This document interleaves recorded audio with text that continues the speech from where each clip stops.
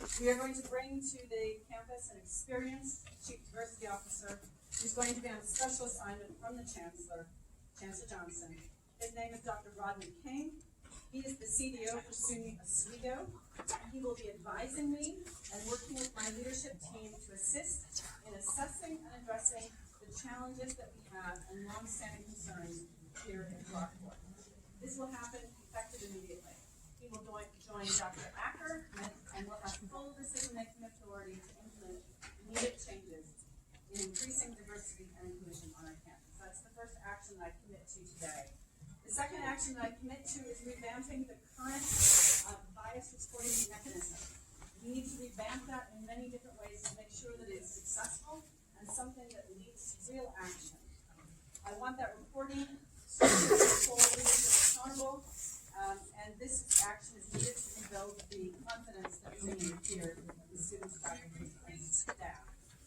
The third action that I commit to is requiring Rockport's leadership team, as well as key faculty and staff leaders like departments, deans and department chairs, associate vice presidents and directors, to undergo training on implicit bias, institutional racism, and structural inequality, facilitated by very skilled diversity trainers. We have managed to get funds from SUNY to be able to do this important work, and the work that we continue and is ongoing, but we will be doing this immediately. The fourth action that I commit to today is taking an immediate and thorough review of the demographics and diversity representation of every department on our campus, particularly those departments that serve students directly, so that we can identify which units have little or no racial diversity or ethnic diversity, and we can devise a plan to eliminate those diversity deserts. Fifth, I commit to you to hold additional community conversations at designated areas around campus with African American and Latino, Latina, and Latinx students, faculty, and staff to hear issues and concerns that need to be resolved. I will go to them to engage with you in conversation that's necessary to change our campus culture. So there will be formal opportunities and informal opportunities to have an important dialogue with me. Now, Dr. King will be coming to campus. He's designated with the authority to implement these actions along with me and to report progress on them to the SUNY Chancellor. And he will be doing a report by the end of the semester. These actions are the direct result of feedback and needs that I have heard from you as students, from faculty, and from staff on campus. Please know that these actions are just the beginning. I will continue to do everything in my power to help rebuild what has been broken on campus. I've heard repeatedly from our community that they expect our leadership to be courageous, and I am going to stand here, and I am standing here in front of you today with this courage to do things that make a difference to our campus. Now, I know a number of you have been waiting here for a long time. If there are students who would like to spend some time and talk with me now, if you would come with me, that would be helpful. I don't think I can fit everyone in, so we can do this in steps. I know you sent a number of representatives to come and talk with me, and we had a good conversation about things that we can do better. I would love to hear more from students. So if you want to figure out, and I think we can, Dr. Kelly here somewhere help us with, thank you, Dr. Kelly. You can help with making sure that students who want to be heard have an opportunity to come in. We will be in smaller groups, please. Because obviously, I want to make sure that you have a chance for people to ask the questions that they have. Okay? So I'm going to go back to my office and Dr. Kelly. Her and Dr. Wilson. And just a second. So I wanted just to check if there was anybody else who wanted. Yes, ma'am. The affirmative action officer. The affirmative action officer, I think, is out sick today. Yeah. She is out sick today, I'm afraid. And is Dave Mojave? Let me find Dave. Okay. No, I can. Okay. Yes. Let me just start off by saying thank you for seeing us. Of course. Thank you for taking the time to meet with us. Specifically, I would like to know what Rockport intends to do about the Native American population here within Rockport.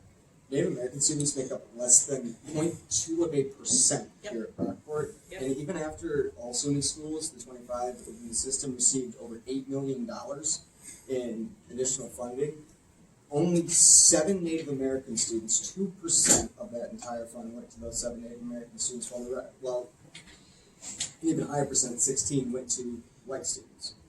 So what does Rockport intend to do about the lack of Native American representation, considering the fact that we are on Native American land to this day? That's never been institutionalized to those people, and there's never been repatriation.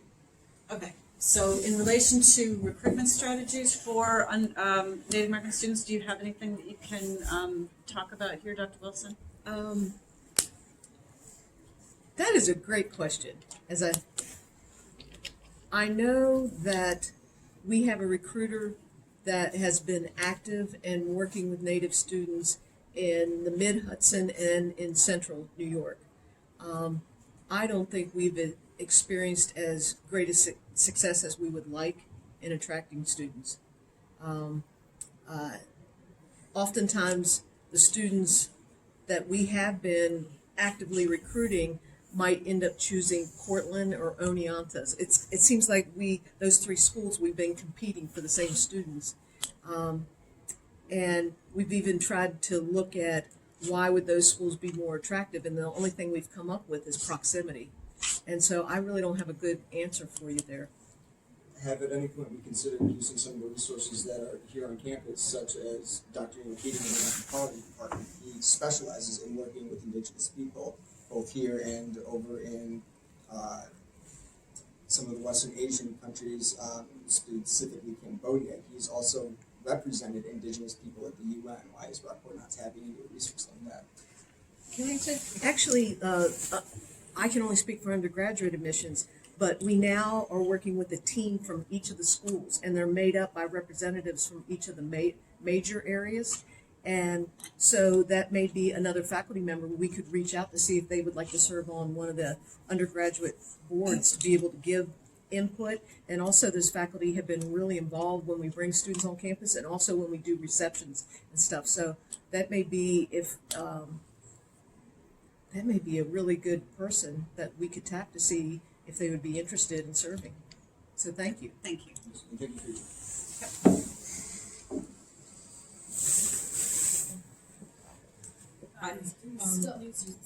Yes. No, I'm I was sorry. about to ask. I walked into the meeting I think a little bit late.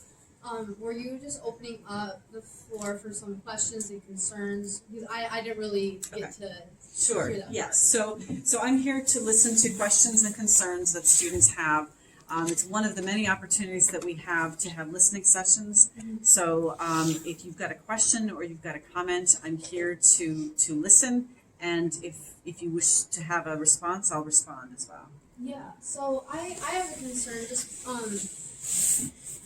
so it seems that, the traditional avenues to, not necessarily report instances of discrimination or bias, but just, in many ways, the separation of Dr. Archie has kind of allowed things that have been suppressed, whether it's a voice or it's, instances of bias, to come to the surface and come to the light. So I'm wondering how, taking you at your word that you are committed to a better Rockport, how can students, work with you and communicate with you and collaborate to ensure that, situations where, opportunities are, they're not equitable, how are we going to, I guess, fix that or rectify that? Okay, that's a great question, and there's lots of different opportunities here. Number one, you can always work through, if you wanted to work through process of Brockport Student Government, you can report to Brockport Student Government. They have regular meetings with me. You can certainly use the Hey Heidi button on the website to communicate with me. You can email me at president@brockport.edu, and that email will then be funneled to the correct person who can review what they need to do. We created, in 2015, 2016, we created the Bias Incident Reporting Mechanism. That was a presidential initiative. In other words, that was something I brought to the campus. I asked that we had something that ensured that students knew where to go to make a complaint.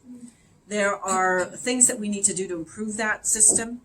We thought we were improving it by creating a larger issues reporting center. It was a project we worked on for quite some time. When we launched it, we discovered that actually we hadn't made it as useful as we thought we were making it. So we're rolling that back a little bit. We've reinstituted the bias incident reporting mechanism, and I've asked Dr. Acker to lead a project with the bias reporting team on looking at best practices across the nation about how we do bias reporting. Because there's two sides to bias reporting, and let me forget the student advisory board, because I want to come back to that. But there's two parts of the bias incident reporting mechanism. Number one is the actual report of this incident occurred, right? And depending on whether it's an anonymous report or whether it's a named report, determines how that communication can go back to an individual about how that worked. So the report itself will be actioned by the appropriate source. In other words, what we didn't do is create a new system. We just created an opportunity for a student to tell us what had happened and for that to be funneled to the right place for resolution. Resolution isn't always public. If it was a student complaint against another student and it went to student conduct, federal law requires that we don't advertise the results of what happened there. There's the FERPA privacy laws. So we get financial aid on our campus. In order to get financial aid, we have to abide by that FERPA law. If we didn't abide by that FERPA law, the ability to authorize financial aid on our campus would be taken away from us, and no students here would get financial aid. All right, so it's really important that the bias incident report doesn't always mean that people know what happens next.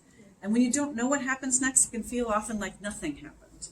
But that's not always the case. It's often the case that something can't happen. And the second part, I just want to finish this. Go ahead. The second part of the bias incident reporting mechanism was about what are the patterns that we see and what can we do going forward. And where we have not done a good enough job on this campus is that second part, which is actually the more important part. What can we do going forward? Finally, and then I know you want to come back, the Student Advisory Board is an opportunity for students to have a voice in helping us create additional opportunities for us to have conversations and dialogue on campus, additional opportunities for us to find out more about things that we need to know about. It's not the only way, but it's an initial way for that to happen. And I really think that will be an important way going forward for students to have a voice. Please, what was your second question? So just to bounce off that a little bit, so what can students expect to see, or like what kind of response when they utilize those systems and they reach out? Because it seems that and I know you've heard it today, there's a loss of trust and students don't believe that their voices are valued or heard. And so that could prevent students from reaching out, whether or not it's a personal experience of bias, but maybe someone recognizing the way that this is set up, this way this policies, has been placed, isn't equitable for all the students. Where maybe it works for me, I see that there's a population that's being left out. And that's kind of what I wanted really from that question, is not so much even to focus on like the personal instances of discrimination, but more like the policies that are in place and how students, what can they expect to see from, their efforts that really reach out and try to speak out about something. And I had a second part to my question, but I can't remember that now. So let's. It may come back to you. Okay. So here's what I can say. One of the things that Dr. Acker and I have talked about a lot is that a lot of the initiatives that we have put in place, either previously or currently, are not particularly well known. So we haven't done a good job of communicating out. Here's what's happening on our campus. Here's opportunities. Here's how things have changed. Here's how a kind of you said we did kind of thing. We haven't had that kind of campaign, and that's on me. We should have done that, and we are committed to thinking about that going forward. How can we best communicate? Communicating with the student body is a challenge because we can do so via email, which may or may not be read. We can do so via social media, which only affects those who are on that particular platform. And of course, the platforms that we use change all the time.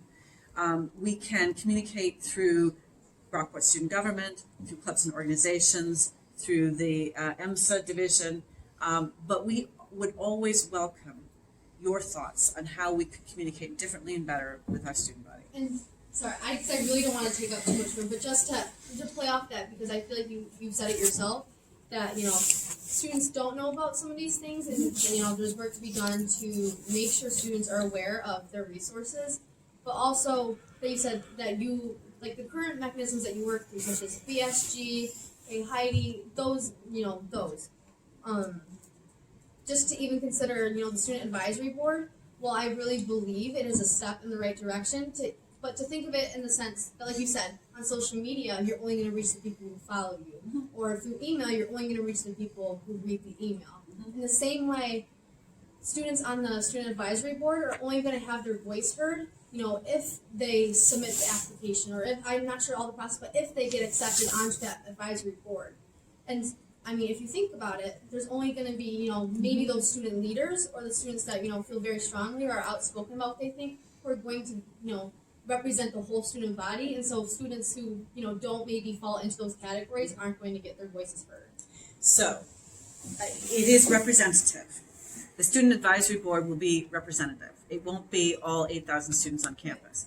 But the students who are selected to be part of that will have a responsibility to reach back out to the student body in multiple different ways. And we're going to talk about how that best can happen, so that they are not just coming to a meeting and leaving it and that's the end of it.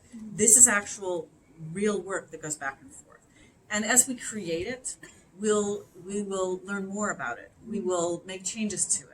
I believe in continuous assessment because it's only by assessing what you're doing do you know what went well, what didn't go well, and what we want to improve. So we never have, this is what it looks like and this is how it will always look. It's got to be altered along the way. Now there were 3 people whose hands came up, and I think you were first, then you, and then you. Okay, so my question also has to do with what Lauren said. So how do we ensure that this reporting is unbiased and the people who are handling these reports are unbiased? Because many students feel as if the people who are handling this are lacking diversity and lacking being unbiased. They're just biased towards whatever they're handling. So how are we ensuring that those people? So that's going to be part of what we look at. Obviously, we have a variety of people that will be involved in that.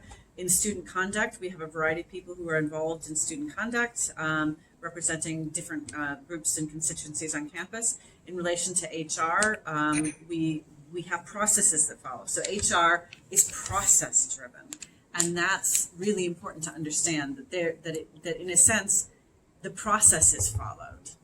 In HR, that's absolutely crucial. So it almost doesn't matter who takes that information in because it's a very prescribed and clear process. This happens, this happens, this happens, and this happens. So, but we will, that will be part of the conversation that I've asked Dr. Acker to lead. I think you were next. No, you were next, and then.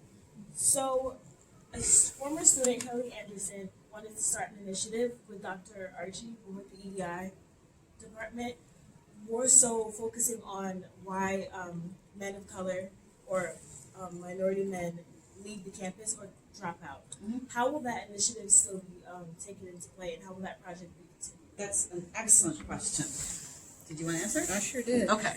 So, do you know Sarah Kelly? Sarah Kelly worked very closely with Dr. Archie's grad assistant and with a series of students, and they came up with a wonderful proposal. We not only, as of today, actually we funded a position 2 weeks ago, and part of that will be a minority male initiative. It will also be working, that new position will be working with emerging scholars and veterans. It's going to be attached to the Academic Success Center, but it'll work with people throughout the campus. We are starting a summer bridge program that will attach to orientation. We're doing a pilot this summer with 25 students. They will all have faculty and staff mentors. And it's exciting. I mean, it's work that started a year ago that it took time to plan, but we funded the position, now we've funded the operations, and it will start this summer. So it's pretty exciting. It's wonderful, and what I can say is that position, the program itself, Cabinet reviewed in I think something like the 9th of January. That I may be slightly wrong with that date, and we said this is a really important project. We gave the Vice President for Administration and Finance the responsibility of finding the funds for it. So we said we want to fund this. How do we fund it? He discovered that there was an area of our strategic initiative funds that was unallocated. And we thought that was a good use of the funding for that. So we took it through the process, and Joint Planning and Budget Committee today met to finalize the, yes, we believe this is an institution priority going forward. In relation to the position, we funded that through, again, looking at an open position and reconfiguring it to meet the needs of our students. So initiatives that are focused on equity, diversity, and inclusion are never the responsibility of one individual. They are the responsibility of everybody on campus. So each of those initiatives will be tested to see whether or not they are likely to have the best result. If they do, they'll be piloted. If the pilot works, then they're funded going forward, in perpetuity, right? And so that's the process that we use.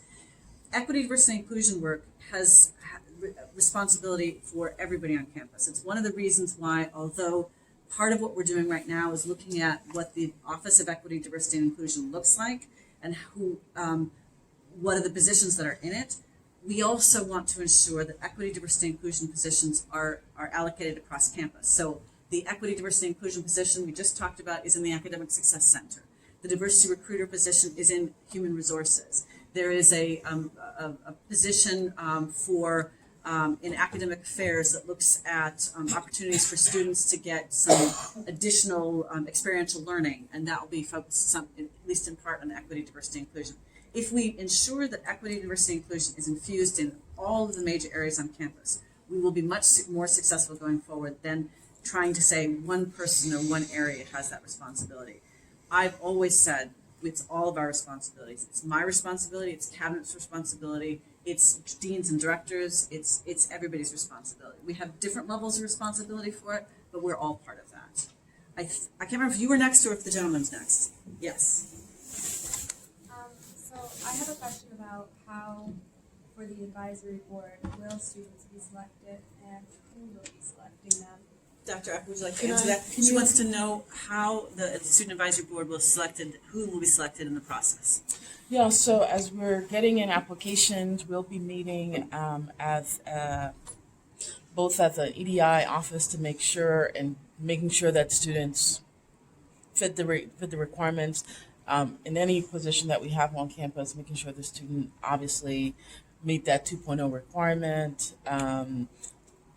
et cetera. So we vet those applications. We'll also kind of make sure that the pool is diverse, because again, one of the things that we wanted to make sure for the applications that we get, that not only we wanted underrepresented students, but making sure that they represented various class status, right? So freshman, sophomore, junior, seniors, et cetera. So once we know that, and again, we're only this time around only 8 to 10 students we're looking at. There might be an opportunity to increase that to 15 based on the applicants that we have. But in a couple, probably next week, we'll start reviewing those applications as OEDI office. I'll also share that with the cabinet of who the students are that are interested and kind of move from there. Our hope is that we want to try to notify those students by the first week in March.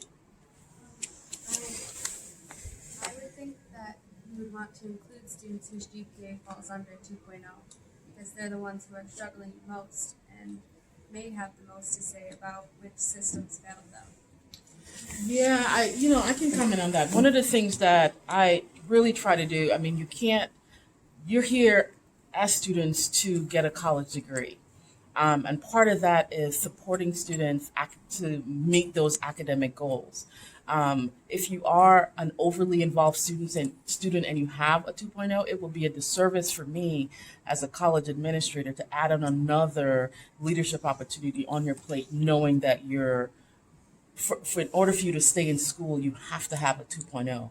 And that's a requirement for most of the leadership, really all of the student leadership positions on campus. I think the question not comes if somebody does submit an application that does have below a 2.0, I'm asking questions about, what academic support do you have? How can OEDI or the Academic Success Center help you to be a successful student? Again, most of y'all know around the table that if you're not meeting those requirements in your academic majors in your program, you're probably having some serious conversation of what's my plan B. So while we do want to make sure that every student have an opportunity to participate in some these leadership opportunities, there will be other opportunities to provide feedback. So the advisory board is not it's not the only, will be the only way to do that. So, And if I can amplify Yeah. what Dr. Acker has to say, we're asking a big commitment of the students who are going to be part of this, to not just attend a meeting and walk off, but to attend a meeting and represent and to have conversations and to go forward. And so students who have a lower GPA who need to focus on their studies can still be in conversation with those individuals who are actually sitting at the table. And so I think that's the best way that the conversation can carry forward. And I think it's your turn now. Yes. I wanted to go back to the handling of the bias cases. So I wanted to ask, who is responsible for handling those cases in terms of action and review? Okay, so there was a bias response team that was created, and that team was responsible for the input of the information coming in and putting it to the correct area where it needs to go going forward. Okay. Part of what we're looking at and collecting that group together again is that the right people around the table? Should different people be doing that? And that's part of that overall review. But it includes people with responsibility for affirmative action, OEDI, student engagement, student conduct, and academic. and academic affairs. Okay. Yeah. Next question. Yep. So the person who is doing those cases, are they part of the college? They're Yes. they're Yes. members of the college. They're members of the college. They sign Okay. confidentiality agreements so Right. that the information that they have will not be shared outside the group of people who need to have the information to be able to action. Have you considered having an independent handling of bias cases from a task group, maybe associated with the college but outside of it? I think SUNY regulations would make that complex and difficult. Okay. But we can certainly investigate whether there's any opportunity for us to have oversight elsewhere. However, I suspect that's not something that we can do. Okay. Mainly because I want to know, like, how is harassment dealt with in regards to authorities here?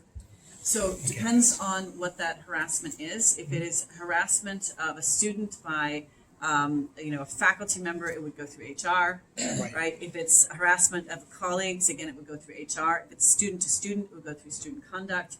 If it's student to community member, it would go through the bias incident report to figure out where that needs to go.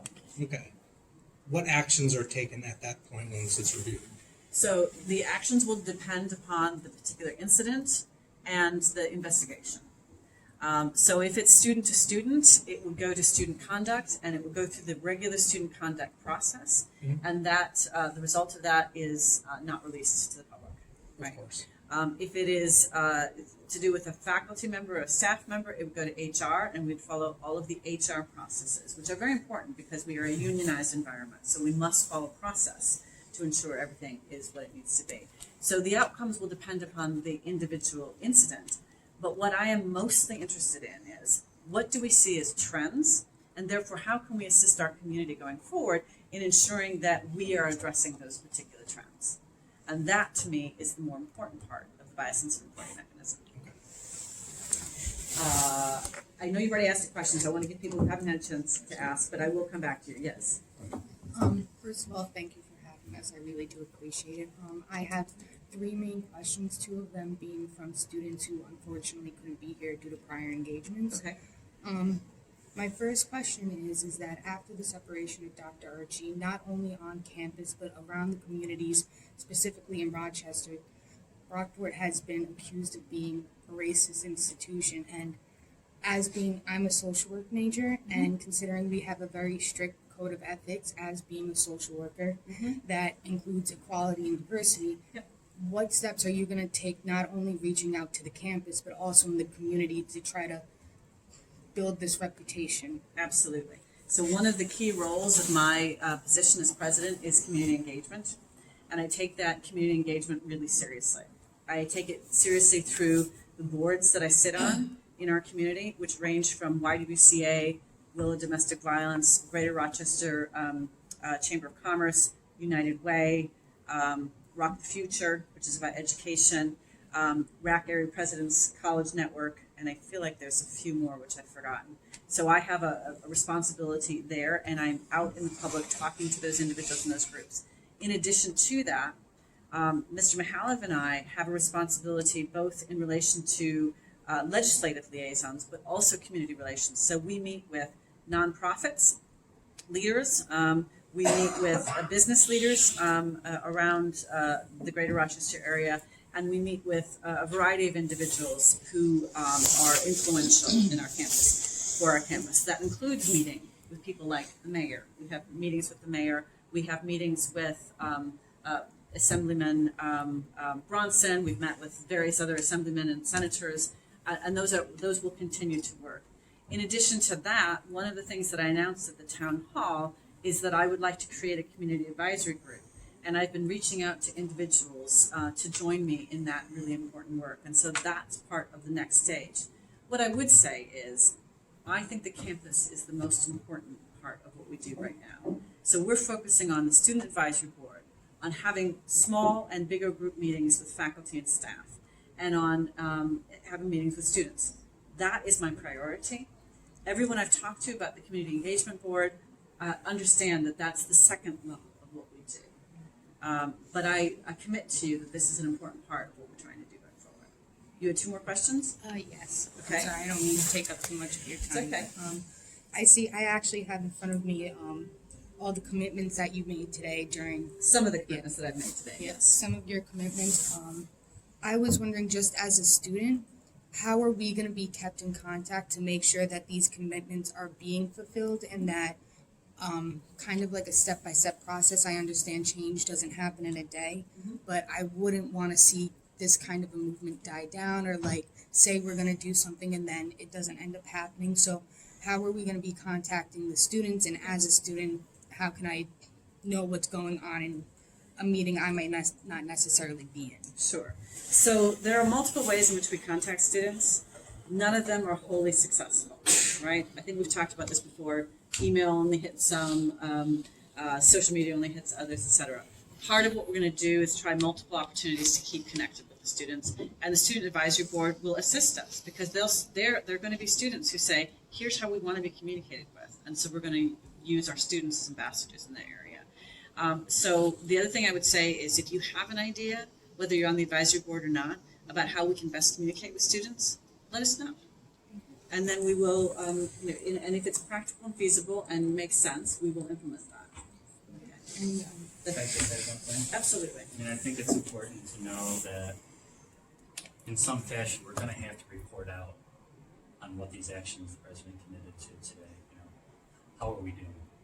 The campus is expecting us to be held accountable for what we say we're gonna do. So we're maybe not sure how that's gonna happen, but I think there is an expectation that probably multiple times it's like, here's our progress to date, here's what we're doing, here's what's working, here's what's not working, here's how we're going to tweak it. But I think we can basically commit to, we will be sharing progress reports on how we're doing on these initiatives. Yep. And then, I'm sorry, just one last question. This is from a student who unfortunately couldn't be here. She says, I know that a couple years back there was an initiative to make Rockport a sanctuary campus, and I know that didn't happen, or she'd like to know basically why that didn't happen, or if there were specific reasons why we couldn't be a sanctuary college. Yep. College presidents do not have the authority to create SUNY campuses as sanctuary campuses. That rests entirely with the Board of Trustees. That's a board that meets in Albany several times a year. Only they can designate campuses as sanctuary campuses, and they have not done so. So I cannot unilaterally say we're a sanctuary campus. What campuses have done and what we have been allowed to do is that we have, I think it's an MOU or a policy that says that our police do not do immigration work, right? They don't work with the immigration authorities to track students down or whatever it is, that is not what we do. So we commit to that. Okay. Is this a follow-up? Yes. Because there are other people who have questions, so I want to make sure. This is a bit of a follow-up. So the board of trustees, are they the ones who run the entire SUNY system, I'm assuming? So my boss is a woman named Christina Johnson. She is the chancellor for the system. She has 64 campuses that report to her. Half of those campuses are 2-year colleges, the rest of us are 4-year colleges, and she reports to the board of trustees. The board of trustees set policy for the entire system, and so any policy that we have on our campus cannot be in conflict with a policy set by the board of trustees. The board of trustees policies trump any other policy that we could have. And if they were not in alignment, it would be the board of trustees policy that would stand firm. Yeah. Okay. Thank you. I think somebody else, yes, sorry, To follow yes. up on your reporting, how do you intend to measure this demographic reporting, and what time frame do you intend to give? As the president yourself, what do you feel is a reasonable percentage to consider successful over a 5, 10, 20-year period? Graphics of our faculty and staff. So our equity, diversity, inclusion plan commits us over 5 years to continuous improvement in this area. And what I want to do going forward is look at what is that plan actually said, and what can we measure and how can we measure it. We are competing with a lot of other colleges for underrepresented faculty in particular. And so that is going to be a continuous challenge for us. And that challenge is not a short-term challenge. It's a long-term challenge. Because in order to become a faculty member on our campus, you have to have a terminal degree. In most cases, that means a PhD. In some cases, it means a professional doctorate. In cases in relation to the arts, it might mean an MFA. To get to the point of a high school graduation to a doctorate is a long period of time. When I look at, for example, our local area, and I look at the Rochester School District's graduation rates, and I see a huge disparity in relation to ethnicity and the graduation rates, we've got to start here to get to here. So part of what I ask is, what is our responsibility to help our local schools with their particular challenges? What can we do to be attractive as a college to people from outside the Rochester area? As a state school, we can't pay the wages that some of the private colleges can pay, and some of the very wealthy, well-endowed colleges can pay much more than we can pay. So our attraction has to be the value added. Our attraction has to be, look at the great students we get to work with. Look at the opportunities that you have to work with lots of first-generation students, a diverse student body, students who have the opportunity to be successful, but some of them might not have had the chance to be successful previously. What I want to do in recruiting faculty is I want to recruit faculty who want to make a difference in the lives of our students, who see student success at the heart of all that they do. And a number of projects that we have will help us with the pipeline, but we also recognize that pipeline is a pipeline that starts way before people apply for jobs with us. There's an interesting and sobering statistic about the number of African American doctorates that are available. And over half in any 1 year of the doctorates that are conferred to African Americans are in the field of education. Which means that, and that's only about like 300, right?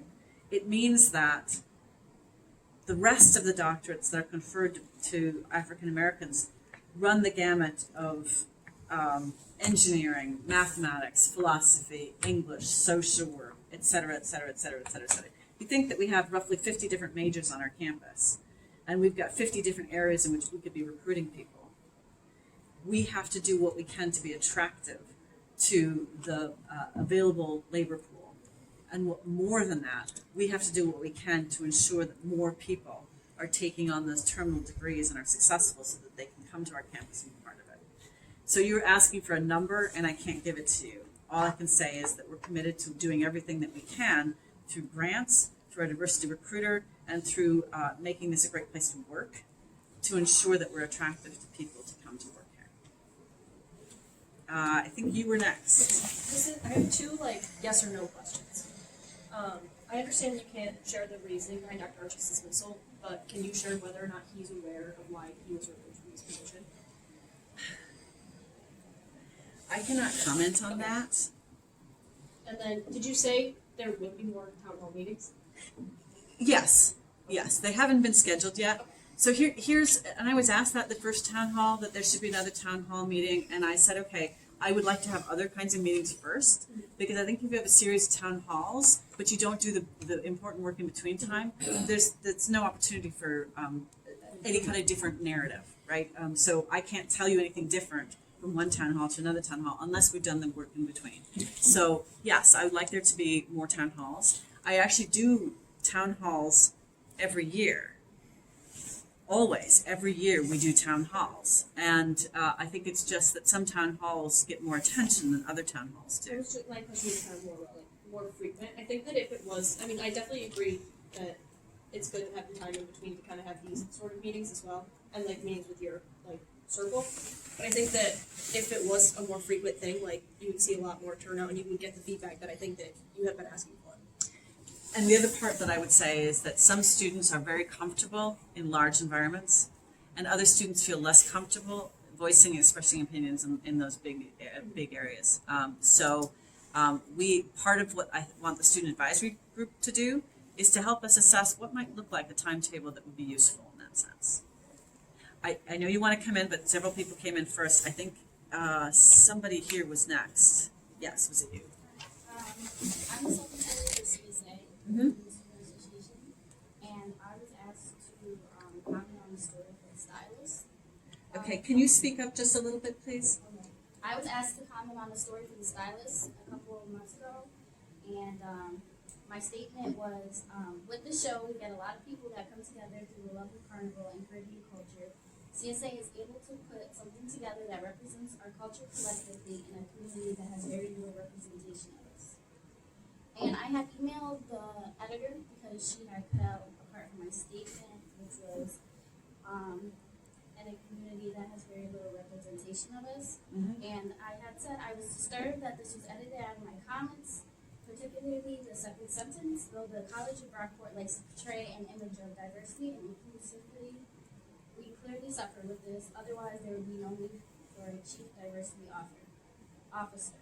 Before we allow the college to continue in the vein of hyper-bureaucracy, I insist that these shortcomings are vocalized so that more can be done to address them. Students of African descent are heavily recruited from New York City and other places only to arrive here to find a hostile environment. We struggle psychologically, emotionally, and spiritually, which leads to academic struggles because we exist and move in an environment that presents whiteness as the standard, and a norm constantly tells us that we're not the standard or the norm. Gladly, we have culture clubs and diversity inclusion as well as each other. However, with these meager resources, we still exist in a hostile environment, and your writer's choice to exclude these important lines is just one more reminder of that hostility. And then she replied, one of the things she replied was, and I quote, I thought speaking of feminism and leaving it out would be not only more important, but more impactful. So my question is, how do we combat the issue of diversity and inclusion if there are systems in place to bury the issues, and why do we employ students and faculty that are blind to the issues and that are racially biased? Okay. So the Stylus is a student newspaper over which the administration has no authority. The editor of that newspaper has the ultimate authority for that, the critical decisions that he or she is taking. Dave, do you want to talk at all about that as communications? Yeah, I mean, we can't influence what they print. We have no insight in advance because from a liability standpoint, we're not allowed to see it before it goes to press. If we see something before it goes to press and then there is an error in there, we could be held liable. It is a student paper. It's a learning opportunity. They have a faculty advisor that works with them very closely every week on every issue. So that might be something you want to bring up with the faculty advisor, who I believe is Mary McCrank in the Department of Journalism. We treat the Stylus like we treat any other news organization. that we expect them to come through the proper channels if they're looking for comments from the administration, but we don't ask to see what they print ahead of time because we would not do that with any other media outlet. I'm not sure if that answered you. I think, What about the faculty? so, can I answer one other part of your question first? Sorry, and then you can help me understand the question about the faculty. So what I heard was a specific incident in relation to the stylus, but that was symptomatic of something larger, right? And so what I heard from you was two things. One is that if everything was right in this on this campus, we wouldn't need a chief diversity officer. I heard that. And then I heard that this was just one example of something that you're feeling about hostility on our campus. So let me address the first part of the chief diversity officer. Chief diversity officer positions are a requirement of a SUNY school based on the Board of Trustees resolutions. So even if our campus was a 100% happy culturally campus climate, if we had a campus climate where everybody felt entirely supported every moment of every day that they were on campus, we would still have a chief diversity officer. And I do believe chief diversity officers have the opportunity to add real value to our campus, even when, especially when the culture is good. So that's that. Secondly, I do want, if you have instances, and I believe that you do, that you could articulate to us, of hostility, for that to be something that you report to us so that we can address those particular instances. So again, I would ask that you report your concerns, as Mr. Mihalov said, to the faculty advisor for the stylus. And I would ask if there's other moments where you feel hostility or bias, that you report them to the bias mechanism. In relation to faculty, what was your specific question?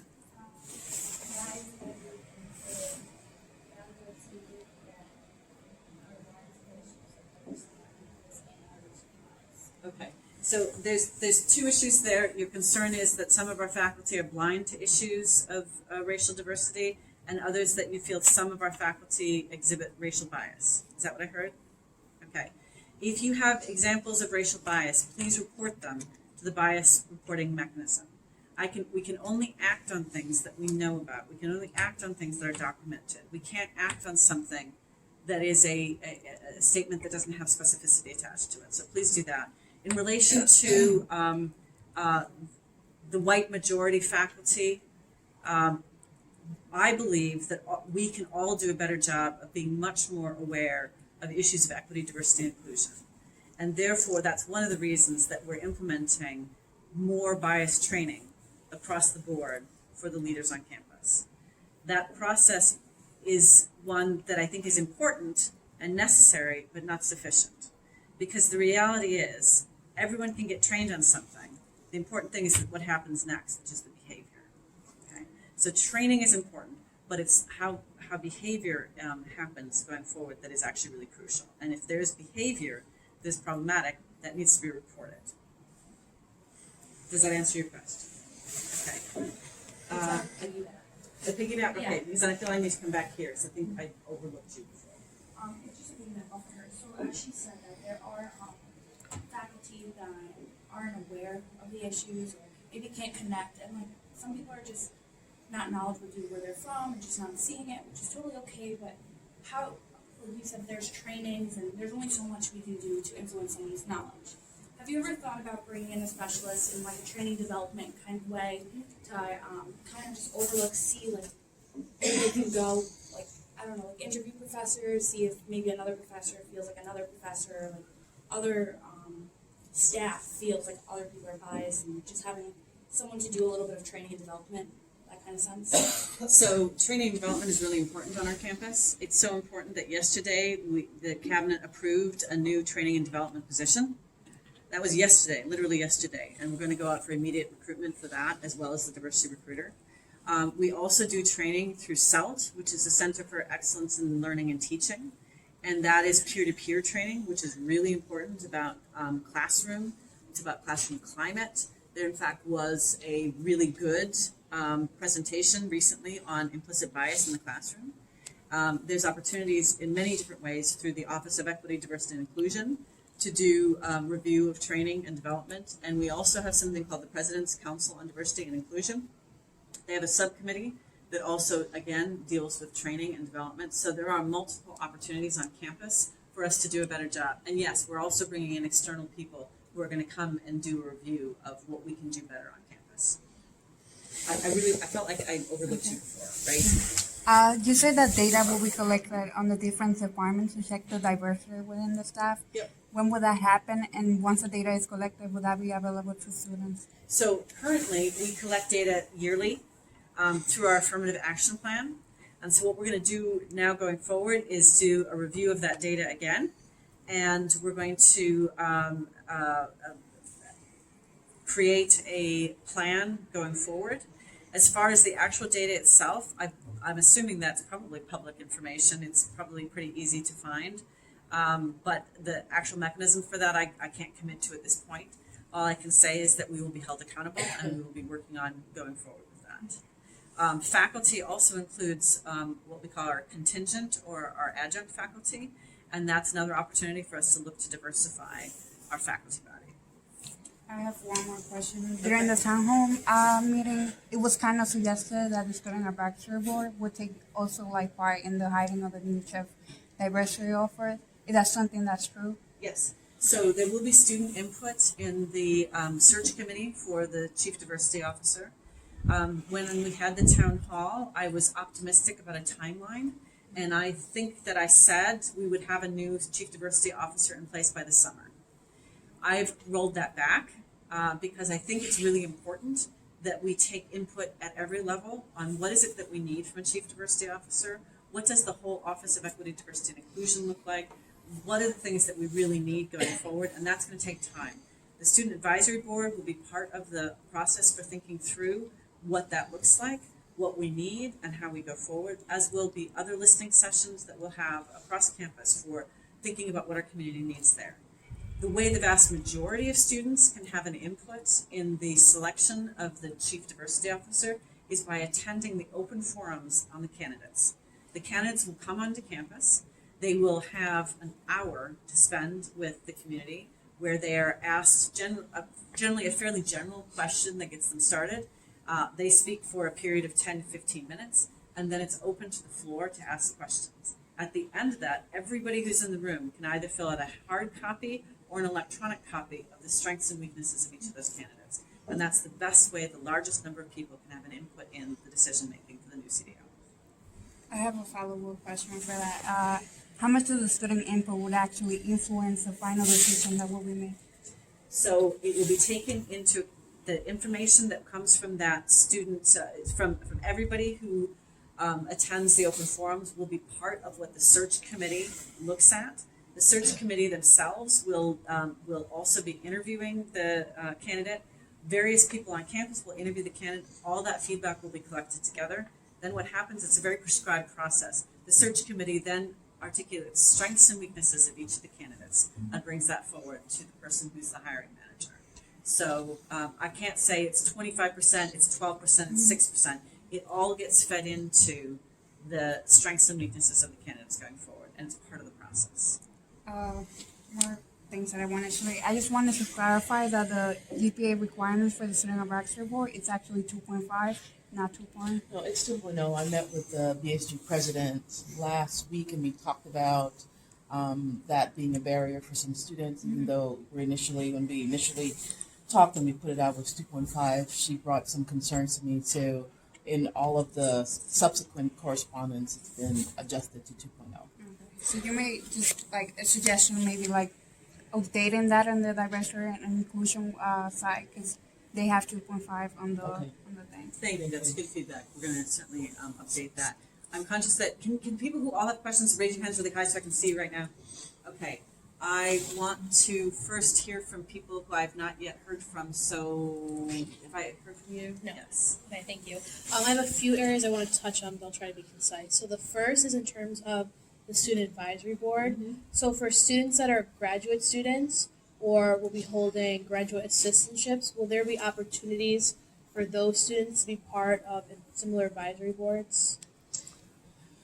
Probably going forward, I think right now our focus was on undergraduate students, but there might be an opportunity for graduate students to provide input in other ways.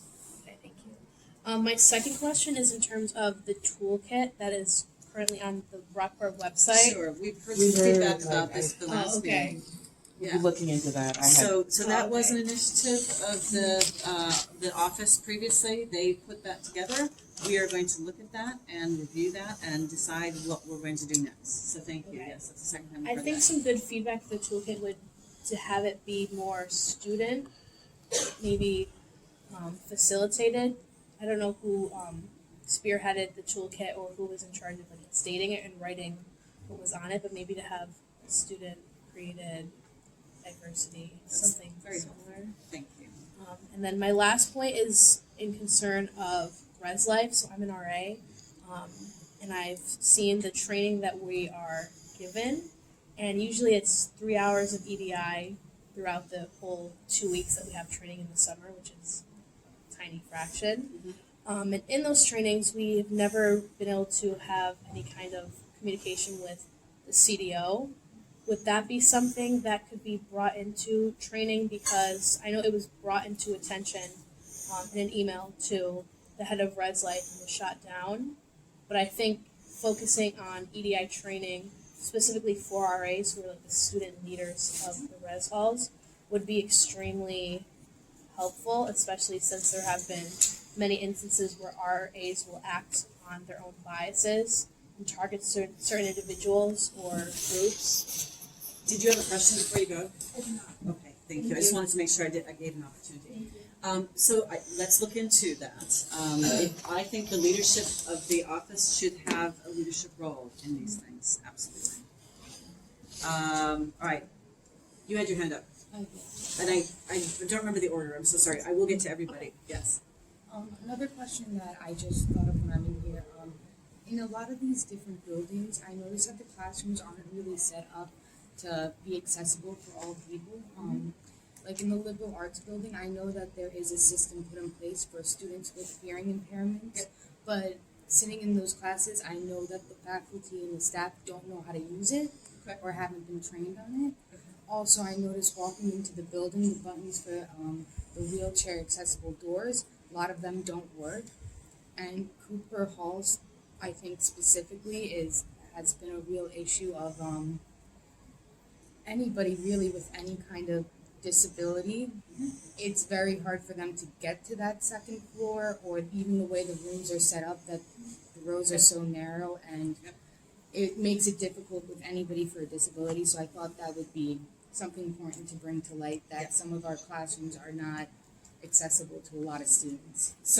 Thank you. We have a committee on accessibility, and they are tasked with assessing the accessibility issues on our campus.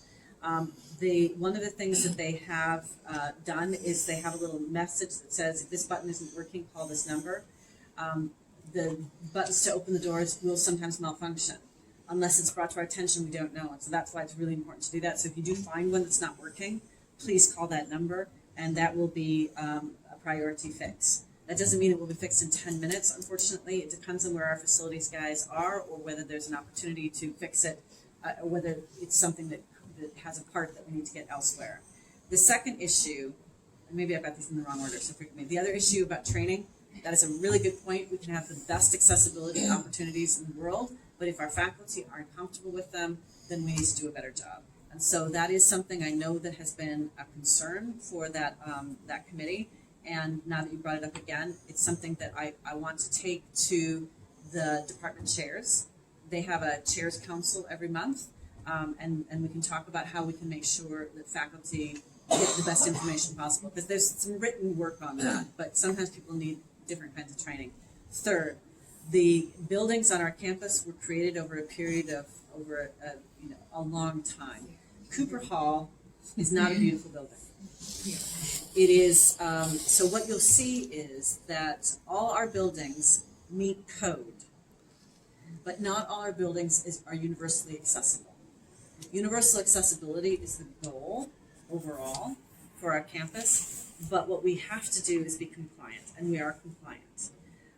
Those older buildings are in a rotation of repair and update that we rely on the state to give us funding for. Then we have a list of priorities for our own campus. Then something called the State University Construction Fund reorders our priorities and tells us what we have money for and tells us what we can do. It's a long, laborious process. I wish it were not, but it is. We also have something called MCM, which is minor critical maintenance, and that the campus has much more control over. But minor critical maintenance won't widen hallways. It will help us create more accessible doors. In fact, this building itself has just been undergoing a great deal of renovation, and all the doors are now have buttons on them. They may not all be actionable yet, because I think they're still putting one in, but that was part of what we did with minor critical maintenance. So absolutely, accessibility is a huge issue, and it's something that we're working on. And with, I keep hearing different numbers for how many buildings we have on campus, between 47 and 74. It depends on what you count as a building. I hear some of these things that are just a shed, it's a building, it's not a, it will take us time to get where we need to be. And by the time we do all that work, new codes will come into place, which is good. And we'll go through that process all over again. Is there a timeline that you're aware of put in place? I know it's a very long process and change Cooper? doesn't happen. For Cooper, you mean, or for? I guess like in a more general sense about like when these buildings are gonna be under repair. I would like to know about Cooper because I do feel like out of all the buildings that is the biggest problem. So I can tell you that the biggest problem is Tuttle. Okay, so Tuttle is the next biggest renovation that we're doing on campus, followed closely by Holmes Hall. And then it's a toss-up, I think, between Seymour and the library. And then Cooper is further down the list. But, so we're talking a long time. You're going to be graduated. Yeah, I You're know gonna be that. I was just graduated. wondering if there was a plan put in place. Yeah, we have a facilities master plan. It's massive. And the plan itself is great, but the plan requires that we get the funding allocations. New York State does funding allocations every year. Other states have a longer period where they can allocate a certain amount. The good news is that the governor has, for the last several years, allocated $550 million to SUNY every year for this kind of maintenance projects. I can tell you that our own campus, and remember we're one of 64, we have $125 million worth of critical maintenance needs. It's going to take a long time to get them through. I was just curious about. Yeah, I would love to do that. Yeah.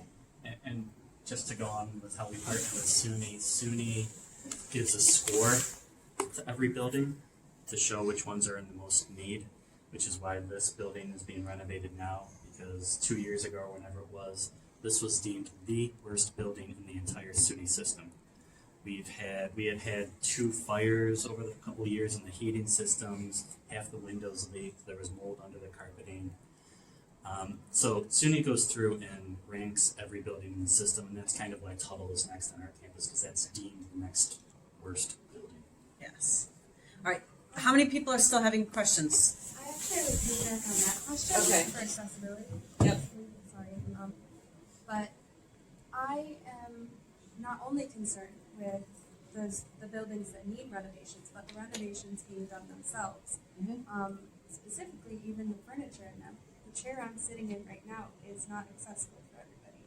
It's sizest and ageist, and it may need to be reevaluated where money is being spent, and especially in classrooms themselves. This is an institution for learning, but how can one be expected to learn? They're uncomfortable in the chair they're sitting in physically. Sure. So, yeah, that's part of both the campus-wide facilities committee as well as the committee on accessibility are both looking into campus furniture as well. And again, campus furniture, the replacement of campus furniture is on a timetable. But yes, we're aware of those issues. So thank you. How are students going to be incorporated in that process?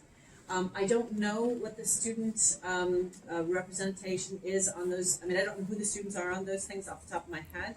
What I can say is the campus has adopted shared governance principles, which I put into place last year, which requires that each committee on our campus adheres to shared governance principles, and that where in all areas where students' voices should be heard, that they are. So I've asked for students to be added to all campus-wide committees, and I certainly believe that the campus accessibility one will certainly have students. I believe we're working towards ensuring students were on the campus-wide facilities one, but I couldn't tell you off the top of my head who that is. You've been waiting a long time. I also have another piggyback. I was just going to comment that for students with disabilities, I don't believe that 15 minutes is enough time in between classes, because if you're thinking about someone in a wheelchair going from Hartwell to Holmes in 15 minutes, I've had students with disabilities come into classes of mine 10, 20 minutes late, and they're missing part of their education solely because they don't have the accessibility or the resources that they need in order to get there in that amount of time. And then I have a second question, but that was my piggyback. Okay, so then what we need to do is work on advisement, so that we can ensure that we create schedules for students that will allow them to participate fully. We are not able to necessarily change the timetable of classes. There's lots of reasons for that. Part of that is also shared governance, because that goes through our Senate. So that's about it. We need to do a better job of advisement. So thanks for bringing that up. And what was your second question? And then, I don't know if you saw, I'm sure you did, but Dr. Archie did an interview with Connections, so with Evan Dawson, Megan Mack, and Sean Nelms. And right on the page it says that SUNY Brockport declined an invitation to join the discussion. Is that your decision? So all decisions are taken collectively in relation to these big issues. I report to my own boss as well, and so there's lots of conversations that are had in relation to what kind of media we do when we do it, and so that is not solely my decision. No. Thank you. Yes. So you said that students would be eligible to choose a new diversity officer. Mm-hmm. So will it be like the same thing again, where if there's a problem with a diversity officer, you're the one who gets the decision about the firing, or do students have a say in that as well? So students do not have a say in when people leave the institution. That is entirely in the hands of the hiring manager. And in that case, I'm the hiring manager. So unfortunately, no. That is a decision that's taken. It's a personnel decision, and personnel decisions are not decisions that are taken collectively, and they're not taken with input from a wide variety of individuals. They are, however, taken very deliberately after a long process. Who else had questions? Yes. Moving forward, what sort of, with mine seeing the federal law and regulation, what sort of transparency initiatives will Rockport output? Can you With respect to federal law and regulation, what sort of transparency initiatives will Rockport put in place in order to be transparent about our numbers, where our numbers are coming from, how our reporting is done? Yeah, okay, so, well, I mean, I think federally we're required to be transparent, but certainly moving forward, we're going to be sharing that information. We have what's an IR site, an institutional research site, that actually shares demographic information, all sorts of information on our campus. So I would recommend that you have a look at that. And you'll see, for example, we take part in a national survey called IPEDS, which is the IPEDS stands for Post-Secondary Education. I'm afraid that acronyms become so ingrained in our world that we don't remember what they stand for. But there is a lot of data available, and it's publicly available. But part of that is, I think what I'm hearing is you don't want to have to go searching for it necessarily. So we should try to find ways that we can be more transparent. I know on our equity, diversity, and inclusion webpage, we do have some older statistics from our the beginning of our strategic plan. The intention has always been for annual updates to that strategic plan, and that's something that I'm disappointed has not happened. It's not a matter of not wanting to look at What I meant was I didn't want to hide it so you had to go searching. That's what I meant. I misspoke. Oh, I agree with that. I feel that not a lot of students even have knowledge that something like that exists, or they have access to information like that. Similar ways is that we may have access to budget information that we don't know about. As students paying tuition, we should have a voice in the budget in the way it's funded. Yep. So there is information on the budget. We have a joint planning and budget committee that meets generally every other Thursday at 8:30 in the morning. And those budget things are shared there. We also have financial town halls that we have at least once a semester, which are open to everybody on campus, that give highlights about where we are financially. In relation to fees, there is a fees group that works and has student representation on it. So there are many opportunities to get this information. It's hard to know how to communicate all this out. If I sent an email to you every day, I think you might stop reading emails from me, right? If that I said, oh, by the way, there's a committee on this, and oh, by the way, this has been updated. I don't think that's the most effective way to do that. And I think that might be overkill and overload, but we certainly can look at how we can communicate things better. I think there was one other question, and I realize it's 3:00, so I can take that, whoever had that one question, yes. So before you mentioned trying to diversify the departments that interact with students the most, but what about those departments that don't, and more specifically, what about administration and your cabinet? Sure, absolutely. And so that is absolutely a really good question. I think that student-facing departments are our first priority. I think that's really, really important that we focus on student-facing departments, and that's both academic and student support departments. Because at the end of the day, if something is about procurement, right, how we get something from our campus, how we do a contract, that's pretty standard, and it doesn't, in one sense, it doesn't matter who does that work because we are so confined by what that work is, right? I still want to have a diverse faculty and staff, but the student-facing side is more important. In relation to diversifying my cabinet, that is a conversation that we've had with a number of different student groups. One way to diversify my cabinet is to add more people to it. If I add more vice presidents to my team, I have to pay those salaries. If I'm paying those salaries to a new vice president that I don't currently have, then I have less money to give to really important initiatives on our campus. So part of what we have to ask is, do we want our funding to go into people, or do we want our funding to go into projects? Because we don't have an unlimited amount of funds, and the only way that my cabinet will change is when people retire, resign. In some cases, when people are let go, that can happen as well. That's when vacancies come on board. And the only other way to do that, as I say, is to expand the numbers of people on the campus. But I hear that concern. What I do have on my campus, on my cabinet, is diversity. What I do not have on my cabinet is ethnic diversity and racial diversity. So I want to be really clear about the fact that there are diversity markers on my cabinet, and that includes gender. It includes backgrounds and whether people are religious or not religious people. It includes how people identify and who they're married to. And it also includes disability. So there are a number of markers, and includes also veteran status for people as well. But it does not include, and this is a big gap, racial and ethnic diversity. And I recognize that's a gap and one that we need to address. I think as a collective, like everyone here wants to be representative with the people that actually make the decisions that's gonna be affecting all of us. And I think that's an important point. And decision-making takes place all across the campus. If I had to make every decision on campus, nothing would ever get done. It is important that we have diversity across the campus, and that's what I commit to doing. We're going to focus very hard on this going forward. I really want to thank you all for your time. I know it's after 3:00. It is snowing, so take care as you go. And I look forward to many opportunities for us to have other conversations. Thank you. Thank you to Dr. Heidi. Thank you. I appreciate it. Thanks. Also, I'm going to have to go now. Luckily, this building is close to the liberal arts building because I have a class at 3:30. Okay, well, you should make it, no problem.